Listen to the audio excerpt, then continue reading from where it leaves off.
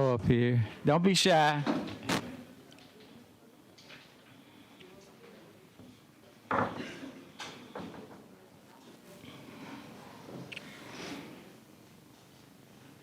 Good evening, everyone, and welcome to the August 14th City Council meeting. And it's held here at City Hall, 127 King Street, Grambling, Louisiana. Do everyone have an agenda? So we're going to stick to the agenda. Can we stand for a moment of prayer and the pledge of allegiance?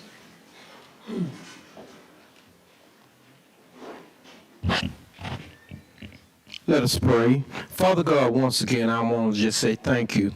Thank you for allowing us to all gather here today for a common purpose, the purpose of taking Grambling further. Father God, I want to thank you for the members of the council and the mayor and the hard work that they're doing and all the administration. Father God, I want to thank you for these residents that are here to help us spur things on, to help us do what we need to do. We have a wonderful city here, and all we have to do is be together to get it done. You said if we ask this of you, God, you will always bring it to us and give it to us. All we had to do was ask, and we ask it now for your assistance and your giving us that drive to make things happen, to make things better. This is my prayer in your son, Jesus' name. Amen. Amen. The pledge. Pledge allegiance to the flag of the United States of America and to the republic for which it stands, one nation, under God, indivisible, with liberty and justice for all. May be seated.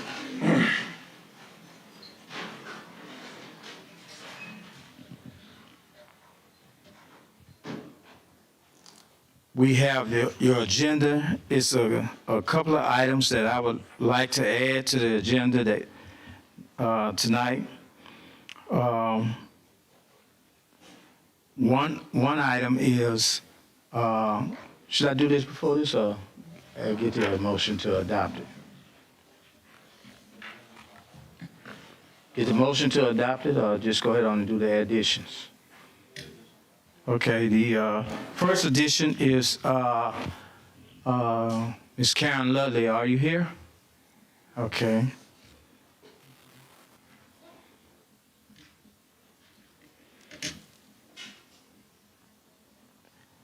And that's part one. And is that under public comments? Yes, that's under public comments. I'm sorry. Yes. Also, Mr. Henry Schuler, our engineer, will be bringing us up to date on the awards through the last legislature. So I want to add Mr. Henry Schuler.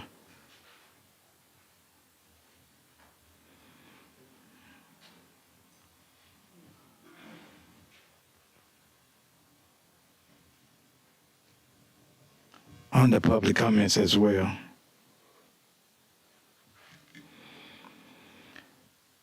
Okay. Can I get adoption? Are there anything else that need to be added to the agenda? Can I get a motion to adopt the agenda with the additions?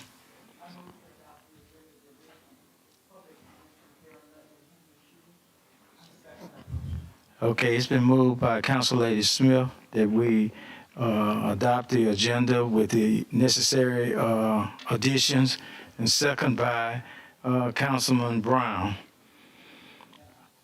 Giles, I'm sorry, Council Lady Giles. Are you ready for the vote? All in favor? Say it again. Okay. Oh, I'm sorry. Let's go to public comments. No, I got to adopt the agenda and. Oh, any public comment? Are there any comments as it relates to the adoption of the minutes? By the citizens. By any citizens? Now you can move on. All right, ready to vote? All in favor? Aye.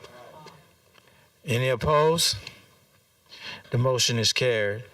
Agenda is adopted. Can I get a motion to adopt the previous minutes? So move. It's been moved by Councilman Lewis and second by Councilman Brown that we adopt the previous minutes from our last meeting. Comments? All in favor? Aye. Any opposed? Motion is carried. We are now up to our public comments. Is Coach Hugh Jackson in here tonight? Okay. Miss Fenice Cowan?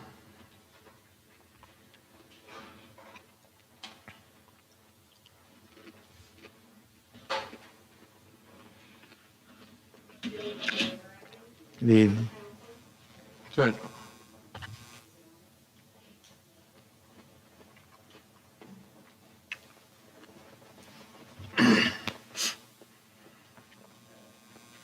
Can you hear me now? Good evening. We're representing Lincoln Preparatory School tonight, and we're going to go over some things about trying to bring in our community partners in order to recognize McKinney-Vento. I don't know if you've ever heard of McKinney-Vento, but McKinney-Vento is the Homeless Assistance Act. And during the beginning of the school, is it flipped there? The beginning of the school, we always try to bring in our community partners to recognize kids that may actually be homeless. So you are part of our community, and these are the community partners. McKinney-Vento was actually introduced in 1987. It was also amended over time to actually include a lot of other things. It was meant to improve the educational system. And what we try to do is identify kids that are homeless. And what I'll do is I'll bring about how you can actually identify some of those kids. So if you actually happen to come across some of those kids, you want to actually let us know. As far as Lincoln Preparatory School, I will be leaving some information for parents, something that you can actually post here on your door, because a lot of times you are not aware that some kids in our community are actually homeless. According to the statistics in Louisiana, it's over 7,000 homeless kids. Of course, we're a rural area that has increased about 2,000 over the course of 5 years. So there actually is a lot of kids out there that are actually homeless. And it's a lot of actually unidentified kids that are homeless. So what happens with McKinney-Vento is that if you actually recognize a kid that is homeless, the reason why this kind of say McKinney-Vento, because you don't really want to walk up to a kid and say, hey, are you homeless, or something like that. So you want to actually recognize it if a kid comes to you and say, for instance, that they've been put out of their home. We know in this area, there's a lot of parents or a lot of grandparents taking care of kids because the parents have either been incarcerated or because of economic hardship, those parents have actually had to move in with mother or a grandmother. In that case, the people that moved in with the mother or the grandmother are actually considered homeless. What we call that at Lincoln Preparatory School is doubled up. A lot of people don't realize that those kids are actually doubled up with another family because it's not a fixed, regular, adequate place of housing. So a lot of times when we're here, it's unidentified in the rural area here because we do know that we see a lot of parents putting out teenagers. They're staying with other people. They're staying with boyfriend, girlfriends. And then we at Lincoln Prep, we have a lot of those that actually do that. And here I want to actually introduce some of our here it talks about one position, many options. I am the homeless liaison for Lincoln Preparatory School, and then we actually have a group of people. We have Lou Foster. Could you stand up? Lou does a great job in actually providing uniforms. She may actually provide supplies. She also provides gift cards. Like last year, we gave gift cards for kids during the Christmas holiday. We'll do a food drive. We'll also do a clothing drive or a coat drive, and that's very important. Then we have a person called like Truancy. That is Coach Hurd from Lincoln Prep. Sometimes you think truancy means that the kid is in trouble. Sometimes kids are missing school because they've been put out of home. And then a lot of times you want to let us know that, because it's not that they're missing school just to miss school. Sometimes it's the parents have put them out, or sometimes the grandparents have put them out. Sometimes they're just out there and we can't find them. So anytime you know that kids are missing, it's good to let us know, because we would like to find them. So that actually helps us. Identification and the eligibility, I talked about that. Arranging transportation. If a kid is actually a McKinney-Vento student and say they came from, we actually service 6 parishes. So we serve Bienville, we have Washita, we have Union. So it's really easy for our transportation, but we do not want to uproot a kid because they've actually been displaced by either the parent or the grandparents or something like that. So what we do is we try to make sure that what we call is keep them at the school of origin. So say they were going to Lincoln Prep, they actually got put out, so they moved to Formerville to stay with a grandmother. We want to make sure that we try to make it as successful as possible by keeping them here with Lincoln Prep. Or if they say, okay, we can't provide transportation, we do provide that transportation for them. Comparable services. We want to make sure that they actually get FAPE. We want them to have a free, appropriate education, and we want to make sure that it's the best experience since they've had a traumatic experience. And then another thing is, a lot of times people don't understand is a lot of things that keep kids coming to school is extracurricular, but they may not be able to afford the uniform. And I would say we provide the regular uniform, but they may not be able to actually provide the warm-up suits. They can run about $150. We'll provide that if they actually are considered homeless. We do not want them to not participate in extracurricular activity due to the fact of their situation. So it is very important that we recognize that that kid is homeless. We flag that kid, and then during COVID-19, we actually got more funding for that. So we want to make sure that we keep that. Awareness. We're going around in the community. This is just one of the things that we're doing now, is coming up to the city hall. We actually will leave some stuff with my Councilwoman Punton, because that's my sister. So I will leave stuff with her in order for her to have anything. If you actually have any questions, we have a lot of information here as far as referrals to actually refer that kid, so we can actually decide whether that kid is actually in a condition where they are homeless. Help identity. So those referrals, like I said, are very, very important. Communication. You want to keep the communication open. We do have a social worker. She's not here today, but we have a social worker that's on staff. She works with those people. She tries to make this traumatic event, which is becoming homeless, as easy as possible for them to actually transition into school, because we still want them to be successful as far as education. So what we do, we have flyers. Today I did bring flyers, and like I said, we are asking that City Hall post the flyer. Here it does have information, and it actually says who is eligible for homeless. So basically it has my information down here as the homeless liaison, and then it has the state representative. So if anyone needs to call us or contact us, they're more than welcome to do that. And we do appreciate if the city would actually put that up for us. Refer, refer, refer, refer. What we want to do is we want to make sure that their educational success is as successful as possible. So if you know of, or if you've heard of something that have happened, and usually it is a temporary situation, please let us know. And even if they do not go to Lincoln Preparatory School, we can refer them to Lincoln Parish. Lincoln Parish has a homeless liaison, so they can get whatever they need in order to be successful in the community. We will not release the information that's we just do general information. The referral form will have the general information. We do provide transportation, and then we do provide transportation in almost all 6 parishes. So if anybody has any questions afterwards, you're more than welcome to actually contact one of us, and then we'll get information to you if you suspect or you think that a kid is homeless. Thank you. Thank you.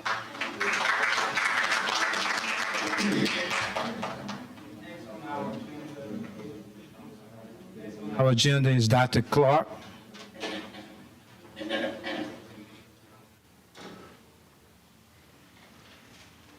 Good evening. I must make an apology, Mr. Lewis.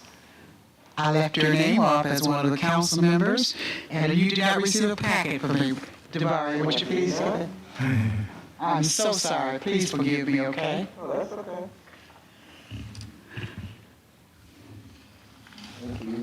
Thank you. Thank you, Devari.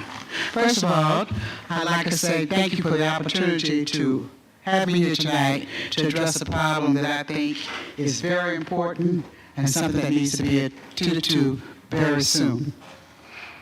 In your packets, I gave you several things. I outlined the problem, I talked about the description from background information, and I also made some recommendations.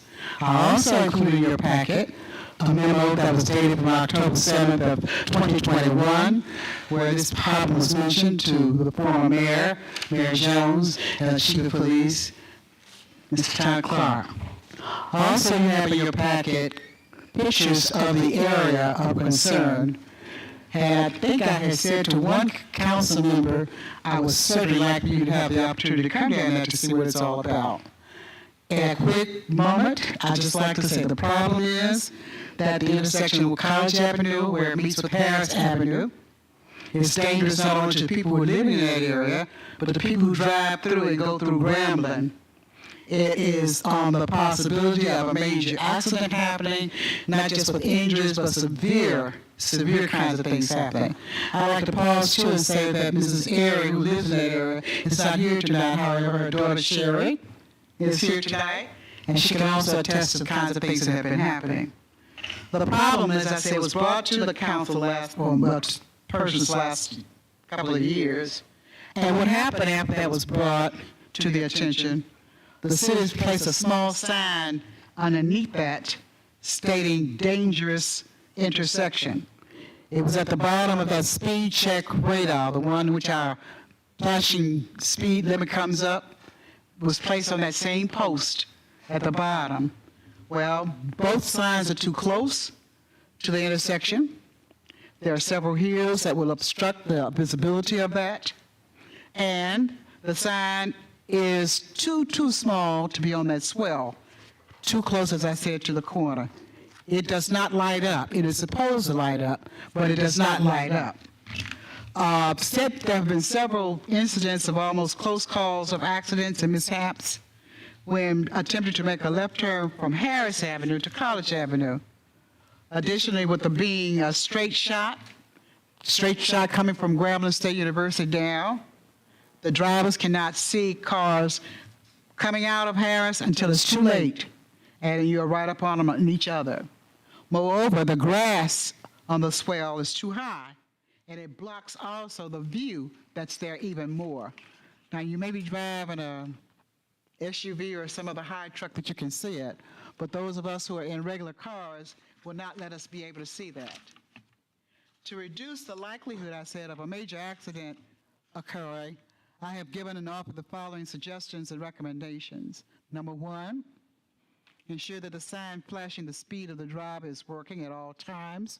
I understand that the batteries have not been placed in there. They've been out for many months, okay? The second one is to move the dangerous intersection sign further down the hill so the drivers will not be surprised when they come right up on it. The third suggestion was to explore the possibility of placing speed bumps in the middle of the road and paint those yellow so they can see them.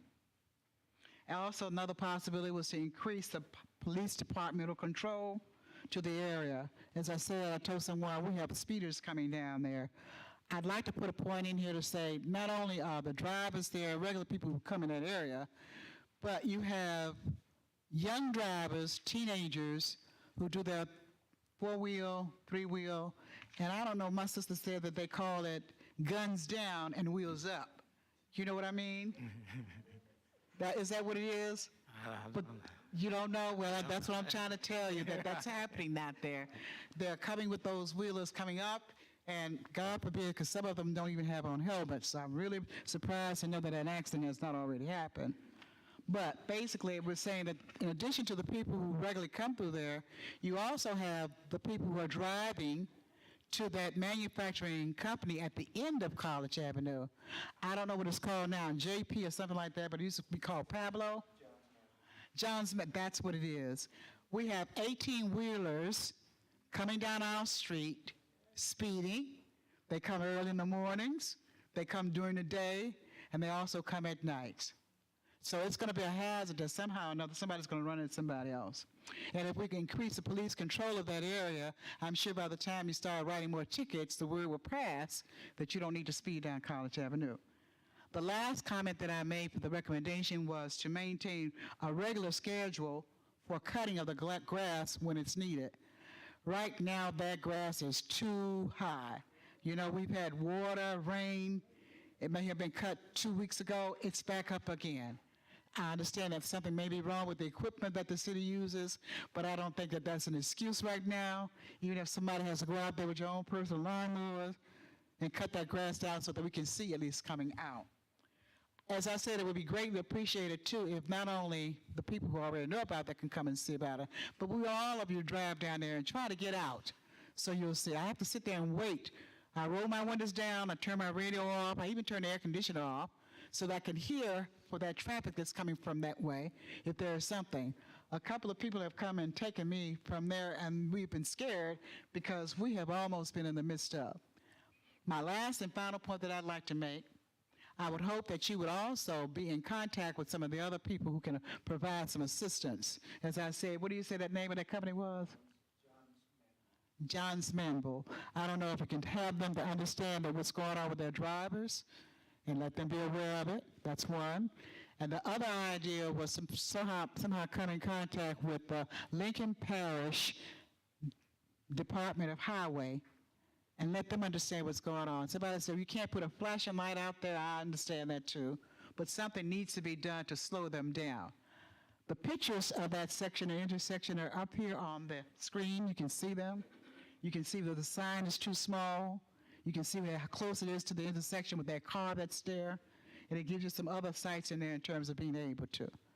So I appreciate you being attentive to the concerns that we have. And just let's hope that something will get done before something drastically happens. I hope it's not me. I don't want it to be me. But I hope it's not anyone else, okay, because life is too important. Thank you.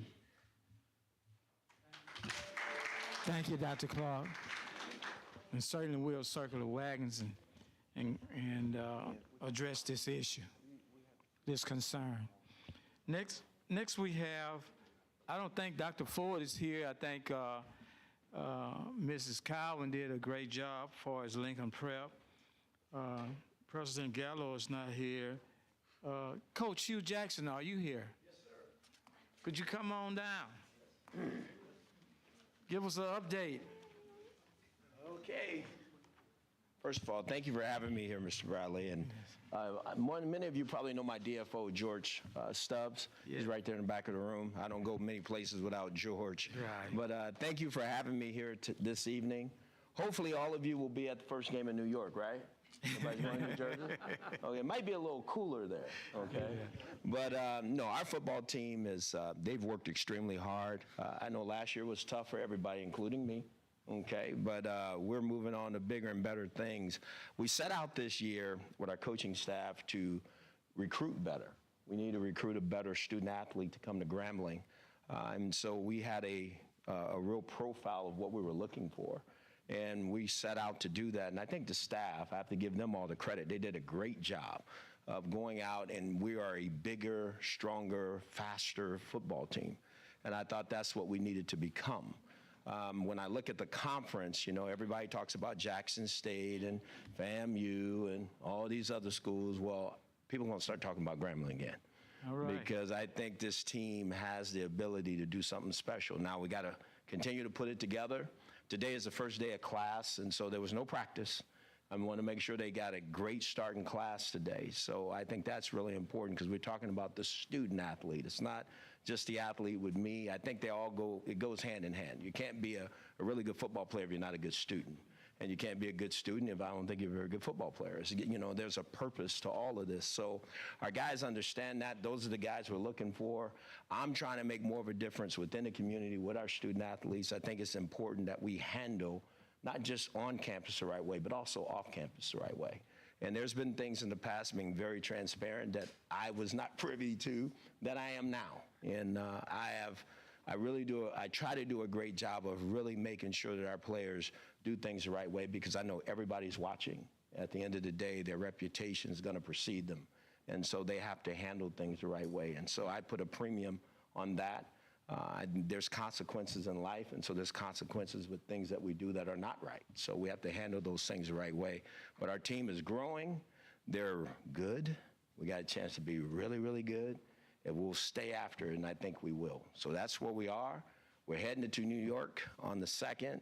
I've heard about the games in the past and what the record is, but I'm not putting that on our players' head. We wasn't a part of that. I wasn't a part of that. I've never played Hampton. They've never played Hampton.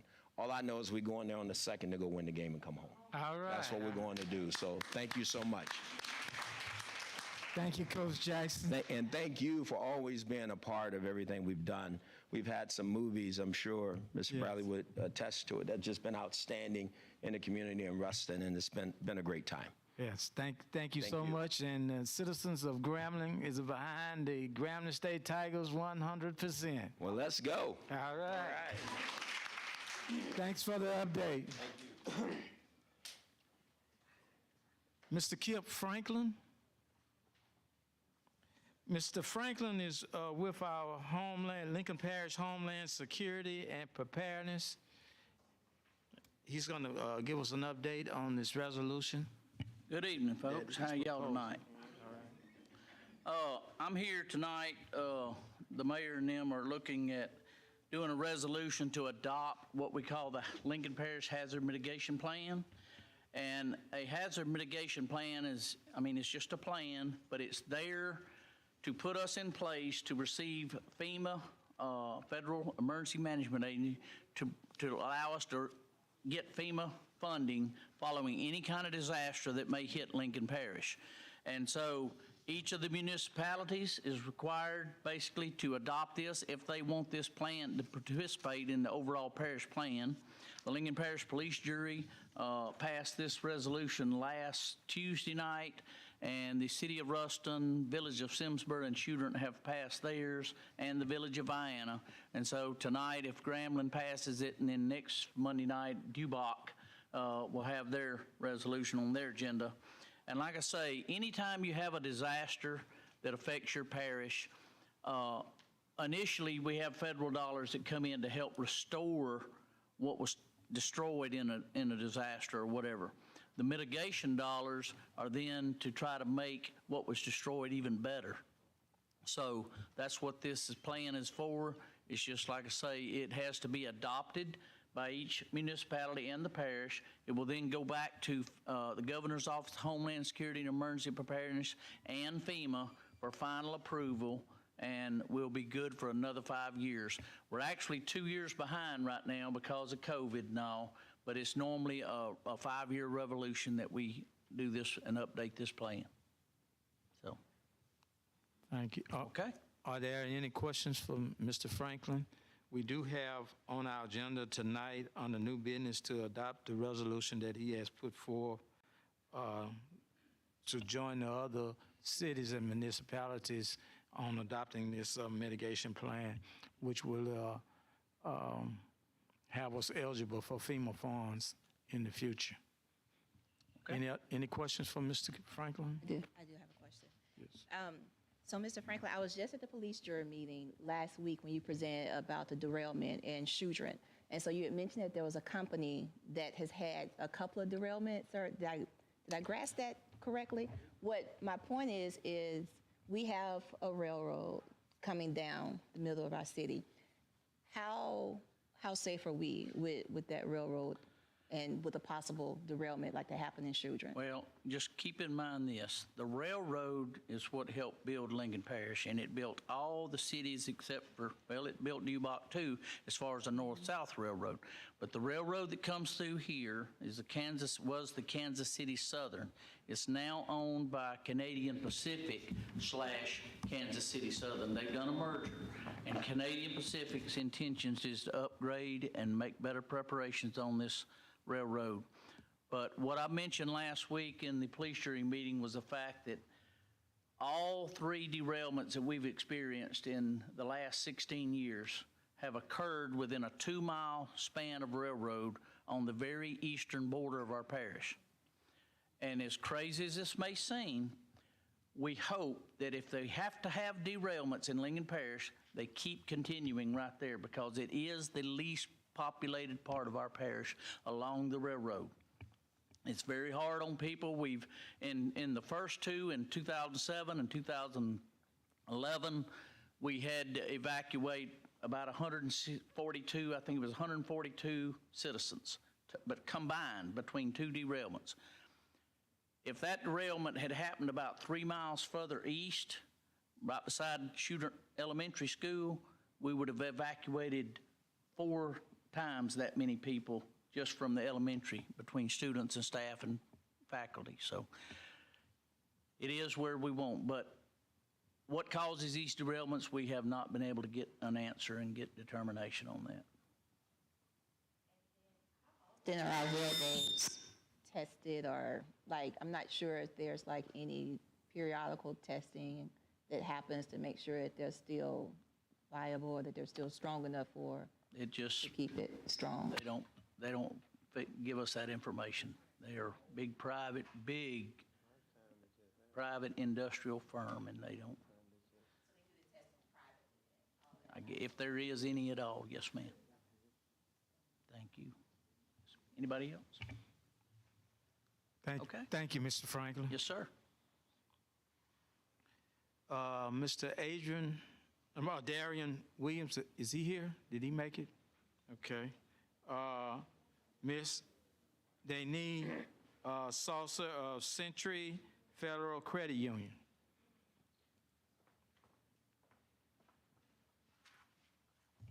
Good evening, everyone, and thank you for having us. I am Denise Saucer, and I represent Centric Federal Credit Union. I'm the manager that's located in Lincoln Parish, right in front of Lowe's and right behind Walmart. This is Lacey Hurd. She's one of my experts that work in my center. I thank you so much for inviting us here, and so this will only take probably about 10 seconds of your time. What I would like to do today is introduce our financial wellness program. Our financial wellness program, the manager of it is Kelly Gilliam. We would like to be invited to one of the council staff meetings, whereas we can go over with you guys what we have to offer as Centric Federal Credit Union. We have our Plan Better, our Save Better, our Borrow Better, and we also have renting versus buying. I know earlier in the town hall meeting that it was mentioned about the first-time home buyers program. We're also affiliated with that program. We also offer it. So we would like to be invited to one of your meetings, whereas we can come and expound on the great things that Centric is doing. Thank you so much for having us.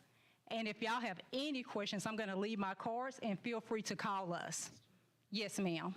My question is, what's the likelihood that you would put a center in Grambling? I have no idea.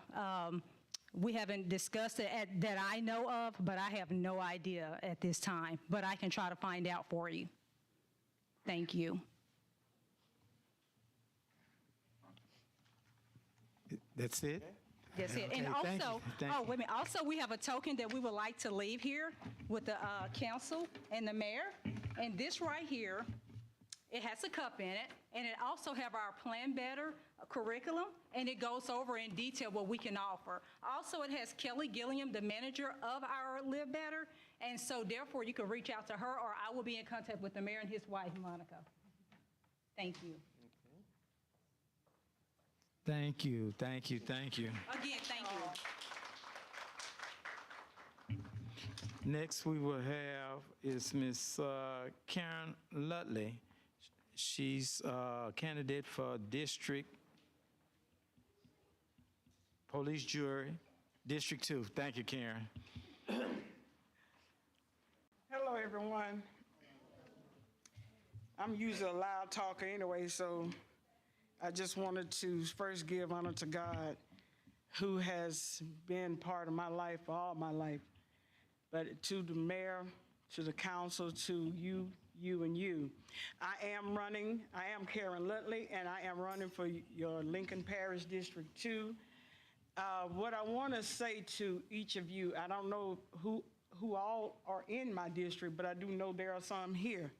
And I think Mrs. Hazel and Dr. Tatum will be passing out something to you all. I am one of 2 candidates. And I have been all over my district. And let me tell you all something. We are so closed in like a can of sardines. I don't know why. I know there's been a lot of rezoning. But we also, as a people in Grambling, we need to make sure that we are together. Because once I'm in, I'm not going to be fighting just by myself. I'm going to be fighting for everybody, and I hope that everybody else will be fighting with me, because there are some changes do need to be made. My district runs all the way, just about all the way to Simsboro. And there was a time where north of the railroad track was District 1. South of the railroad track was District 2. But we also now are mixed in. Because when I am on Stadium Drive, there's no one on Stadium Drive can vote for me. I am on the right side going south. District 1 is on the left side. That doesn't make any sense, but that's just how it is. So I'm asking that you all get out and vote. Vote. Vote. Because if you don't vote, there's nothing you can say. Vote. Because my opponent, I've been knowing him for years. But all I'm going to say, I don't smear people, and I'm not the one to be bought by anybody. I stand on my own 2 feet, and I stand on the ground. So I'm going to ask that you all get out and please vote. And when you vote on October 14th, L comes before W. So please vote for me. And if you don't vote on the day of the 14th, please go and do early voting September 30th through October 7th. Get out and vote, people. I need your vote, and I need to come back here so that Grambling can start getting some things done. Because we need those businesses to come in, and like I told Mayor today, the infrastructure sometimes is the problem, that our businesses are not coming in because they don't see anything. So we want to make sure that our streets, our roads, or whatever needs to be done so that we can attract what we need to have here in Grambling. My parents are gone on, but they taught us to share. They taught us to be good people. And I don't think nobody can come up here and say they've heard anything wrong or bad about me. I don't think you can. Because I've always been the good child. Not that my other siblings not, but I'm always there because I have a ministry on Sundays that I fix for the elderly. I fix food for them. And, well, thank you. So, yeah, good food. But it's not only that. I do a lot of other things. I work with Councilwoman Giles. We have that Juneteenth committee, and I think that we have really been doing such a great job on that, and I want to continue to doing it. And like I told Mayor Bradley, I want to see a fair come to Grambling like we had back in the days, where we can enjoy the things and bring back and revitalize that Grambling can wake up and we can be recognized, not just for the football, but for our city. Because I've been here, I am 58 years old, and I've been here 48 of those 58. So you know I know people. I'm a lifelong resident of Grambling. And I know everybody in here just about, maybe not the children. But I do know the older generation. So please get out and vote. Thank you, thank you, thank you. Say something, Mayor. We are asking that all citizens try to go out and do early voting because the actual voting day is Grambling's homecoming. So we know nobody wants to be bothered with voting. So try to do your early voting prior to that election day. Thank you. Thank you, Ms. Ludley, for your efforts and for your courage to stand up and run. Next we have is our engineer, city engineer, Mr. Henry Schuler, who's going to give us an update.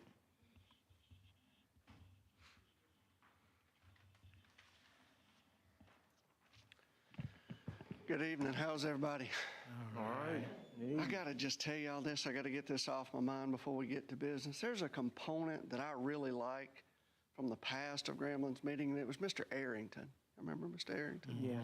And he would come up and he would say, God is good all the time.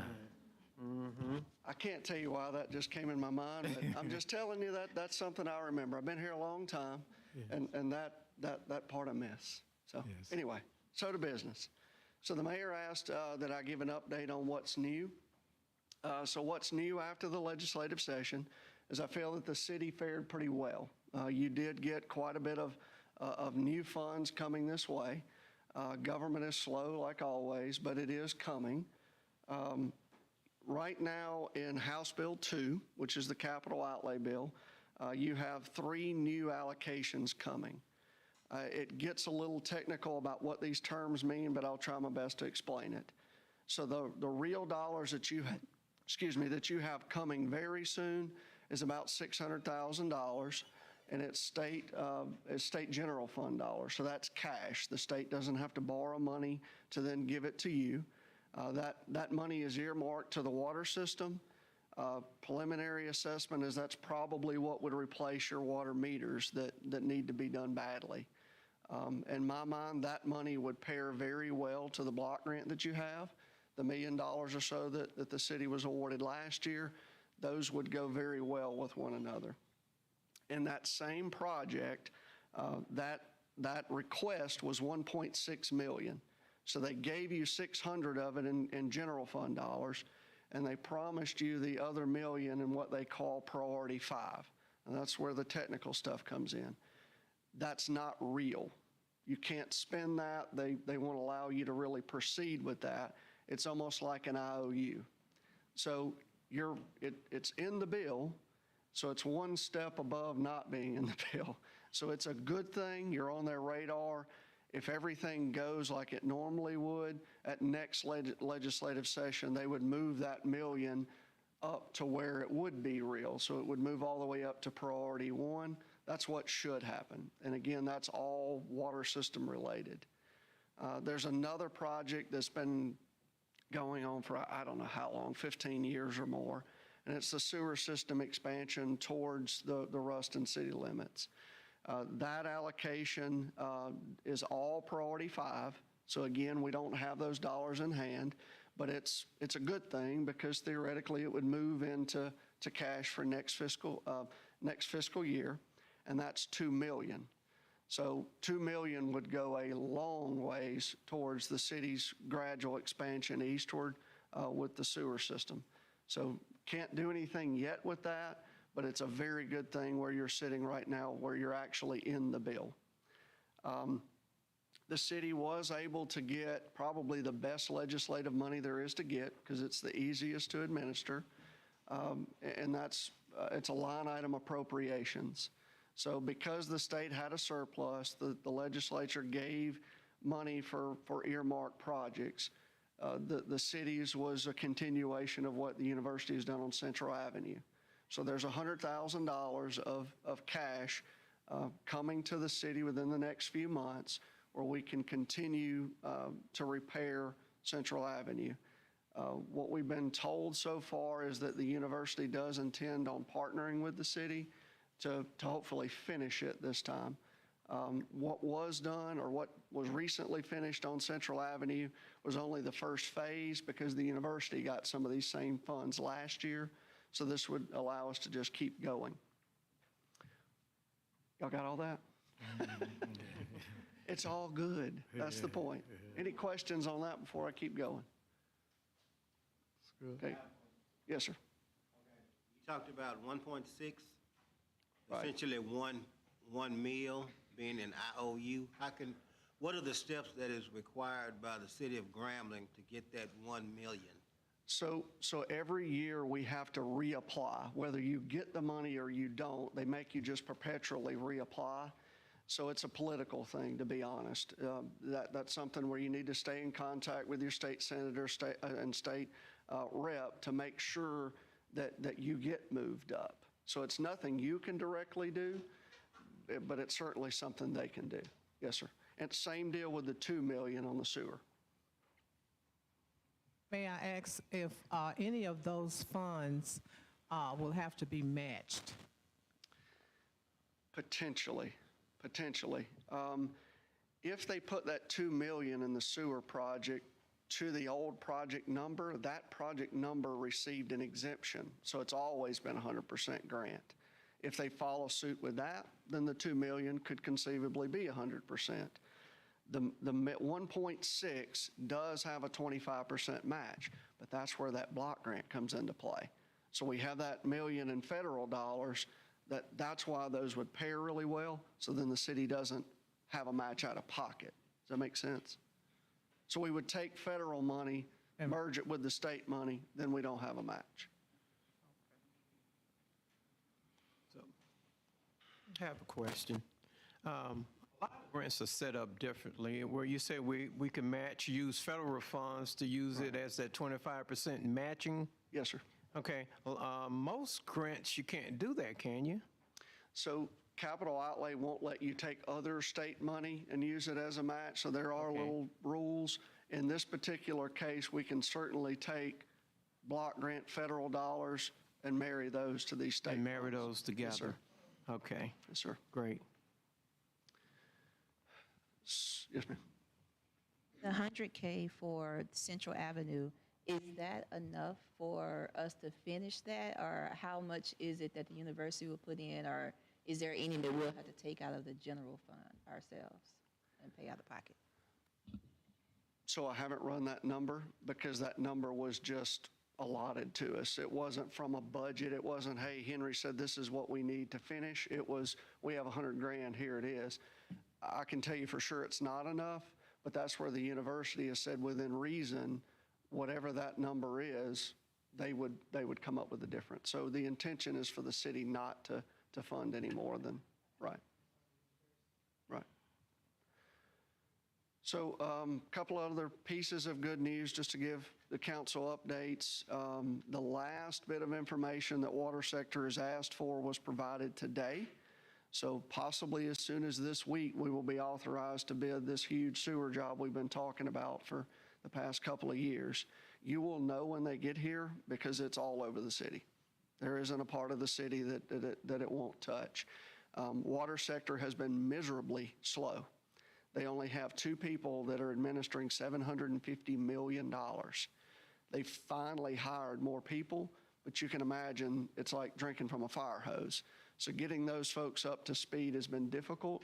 So I would have hoped we were already bidding by now, but we're at the mercy of the state, unfortunately. Our Plan B lift station, they're putting it on bypass tomorrow, so they're starting that job as we speak. The last thing I wanted to mention to the council is part of what Mr. Franklin mentioned to you about the hazard mitigation plan. You are eligible, and I forget, Kip, what storm event is that? Is that Laura money? Hurricane Ida. So Kip keeps all the storm events straight, and he just tells me when to run. So Hurricane Ida has funds that the city could access. Primarily for generators. So you don't have emergency power here at the community center or city hall. The other weakness that I see in the city's infrastructure is the College Avenue lift station. That is a major pinch point for the sewer system. So we're upgrading that through our big project, but there's not a generator there. There's a generator going to be at your main lift station, the Emmanuel lift station, and the plant, but there won't be at College. The funds that Kip's talking about could be used to get a generator here and that lift station. Here's the catch. It could be ultimately 100% grant, but you have to float it. So if that's, pick a number, $200,000 for those 2 generators, you have to be able to pay for it and then seek reimbursement. Kip can attest to this, FEMA is not fast. It may be 6 months before you get those funds back. I would encourage the council to get creative to see how you could float that so we could do those 2 generators. Is it guaranteed reimbursement? I've never seen them not ultimately do it, but where it should take 2 months, it's taken up to a year in some extreme circumstances. So it's just painful. Okay, Kip, is there a certain percentage of it that we would have to pay? Is it 100%? It's a 90-10 split. 90-10? So Grambling, let's just say $100,000 project, you're gonna get 90,000 of that back, and the other 10%, if you go through a long way around through the community development program, you can actually get that 10% back as well. But you would have to put $100,000 up front, and this is a reimbursement program. Okay, You can get 90% of that funding pretty quickly, is what you're saying. Okay. on all your combined generator projects. Not as I quickly. wouldn't say pretty quickly. Not as quickly. Yeah, I wouldn't, Mr. Shue. eventually.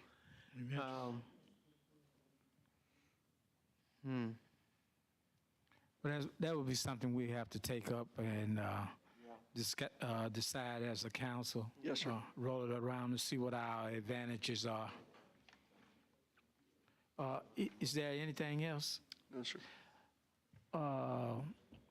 The community center, is it anything that was awarded? That's So- a no-no.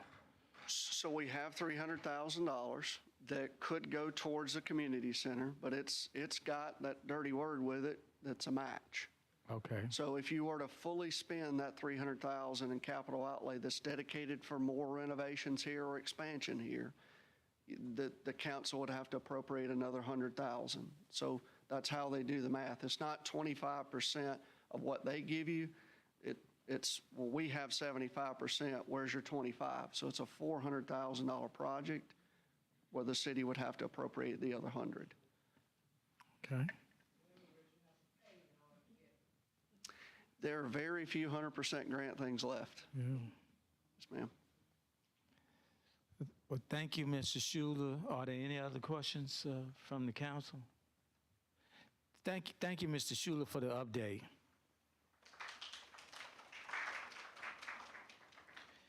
We have under old business, and it's civic ready by Councilman John Brown Jr. He did an earlier presentation, but may want to expound on it for those that have come a little late. Good evening, everyone. In our previous meeting, I did a PowerPoint on where we are and what's our path forward on Civic Ready, but I just hit the highlights due to time. But for those of you who do not know what Civic Ready Alert System is, I would like to take just a second to explain it. It's a mass communication system that allows your city government to communicate emergency, critical, and routine events to its citizens. This system empowers your government to expedite response and incident reporting with up-to-date information that will keep our citizens safe and informed. The system offers a variety of ways in which citizens can receive these communications, such as text messages, emails, voice calls, Twitter, Facebook, or mobile app. And this system is no cost to our citizens. And at my home and my background, I was told, okay, that sounds good, but where are we now? What's the path forward? On July 6th, the City Council approved it. We had a project kickoff meeting on July 20th with representatives from Civic Ready, along with myself, Mayor Bradley, Brenda Daniels, Marjorie Prudhomme, Angela Hopper, Officer Bobby Washington, and Officer Andrea Livingston. In that meeting, we had deliverables discussed, path forward, how we're going to configure the imports. All that was discussed. We had due dates. I'm proud to say that our team got the information to them a day earlier. It was due on the 28th. We got them the information on the 27th. We're going to have a training on the 17th of this week, a 3-hour training here at the town hall. Those names I mentioned, Brenda, Margie, and Angela, they're going to be our admin for this project. They're very excited, hardworking, very intelligent in what they do, and I'm just proud of the team that we have. To make a long story short, we have some work we're going to do in the background, but our goal is to launch this on September 1st of this year. So again, it's going to be great for this community. It's just a good sense of knowing that we can stay informed with up-to-date reporting so we can react appropriately.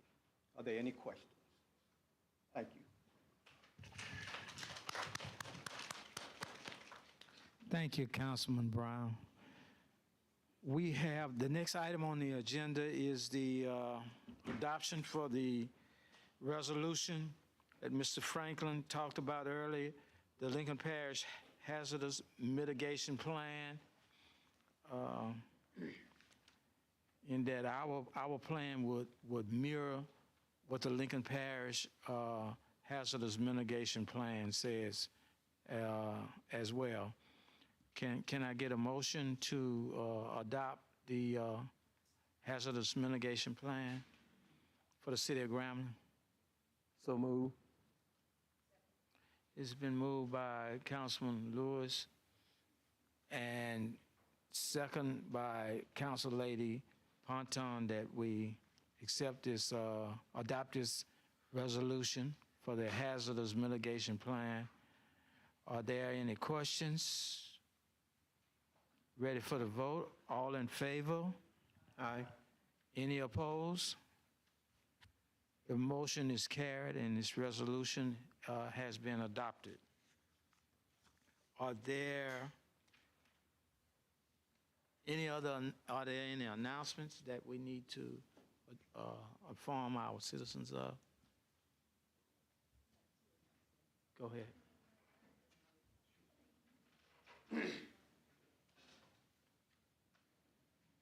On tomorrow, we'll be having voter registration training. The Delta Iota chapter of Delta Sigma Theta Sorority Incorporated is committed to making sure that we have informed voters and making sure we also have citizens who will be able to help register those potential voters to vote in our upcoming election.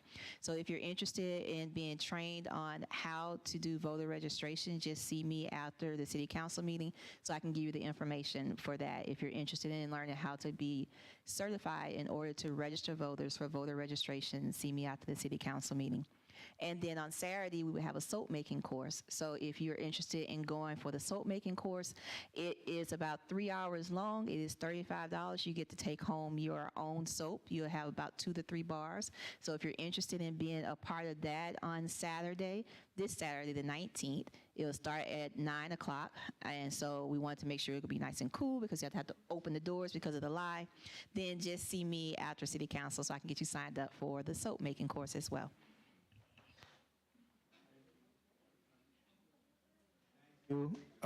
Also, I would just like to give everyone a heads up. There's a no burn notice for the state of Louisiana until further notice. Please refrain from burning your trash until it's lifted. So I wanted to let you guys know that about the no burn. Any other announcements from the council? Can I get a motion to adjourn? Second. It's been moved by Council Lady Ponton that and second by Councilman Lewis that we adjourn. All in favor? Aye. Any opposed? Motion is carried.